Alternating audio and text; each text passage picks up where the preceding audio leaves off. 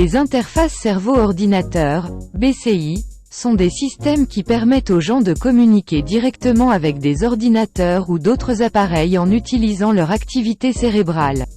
L'idée de base derrière un BCI est d'enregistrer les signaux électriques ou autres produits par le cerveau, d'interpréter ces signaux à l'aide d'algorithmes et d'utiliser les informations résultantes pour contrôler un ordinateur ou un autre appareil. Regardons les étapes impliquées dans le fonctionnement des systèmes d'interface cerveau-ordinateur. La première étape consiste à enregistrer l'activité cérébrale, à l'aide d'un ou plusieurs capteurs.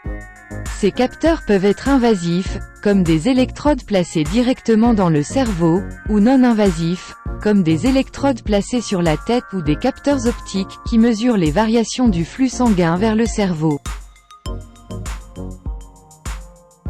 Les signaux bruts issus des capteurs sont ensuite traités et analysés. L'objectif est d'extraire des informations pertinentes des signaux bruts qui peuvent être utilisés pour contrôler un appareil. Les signaux traités sont ensuite interprétés à l'aide d'algorithmes d'apprentissage automatique ou d'autres techniques de reconnaissance de forme. L'objectif est de décoder les intentions ou les commandes de l'utilisateur à partir de l'activité cérébrale et de les traduire en commandes de l'appareil. Les signaux interprétés sont utilisés pour contrôler un ordinateur ou un autre appareil.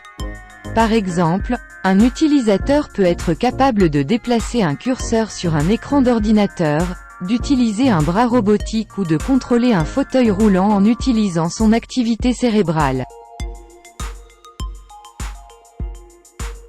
L'avenir des interfaces cerveau-ordinateur est passionnant et recèle un potentiel d'avancée significative dans de nombreux domaines.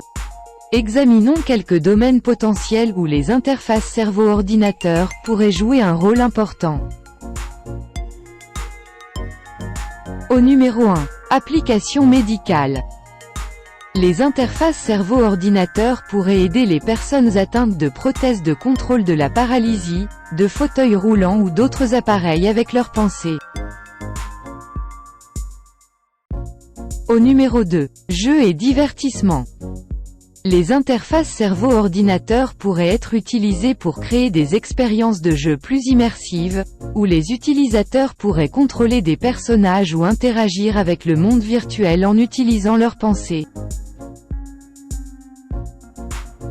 Au numéro 3. Éducation et formation. Les interfaces cerveau-ordinateur pourraient être utilisées pour améliorer l'apprentissage et la formation dans des domaines tels que la médecine, l'aviation et l'armée.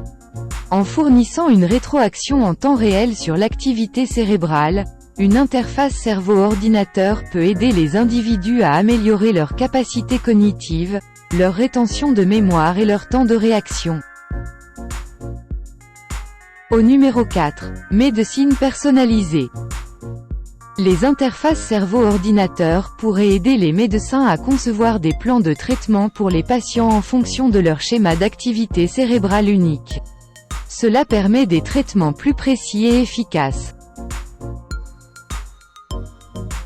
Au numéro 5. Communication humaine. Les interfaces cerveau-ordinateur peuvent permettre aux personnes atteintes de troubles de la communication tels que la sclérose latérale amyotrophique, SLA, ou la paralysie cérébrale de communiquer plus efficacement. Les progrès de l'interface cerveau-ordinateur nécessiteront des progrès significatifs en neurosciences, en ingénierie et en informatique. Il existe des défis tels que la réduction de la taille et du coût des dispositifs d'interface cerveau-ordinateur et l'amélioration de la précision des signaux cérébraux. Dans l'ensemble, l'avenir de l'interface cerveau-ordinateur est prometteur, et il est probable que nous continuerons à voir des progrès significatifs dans ce domaine dans les années à venir. Pour les articles et mises à jour connexes, consultez la description ci-dessous. Nous espérons que vous avez trouvé cette vidéo utile. Veuillez aimer et vous abonner pour rester connecté. Merci.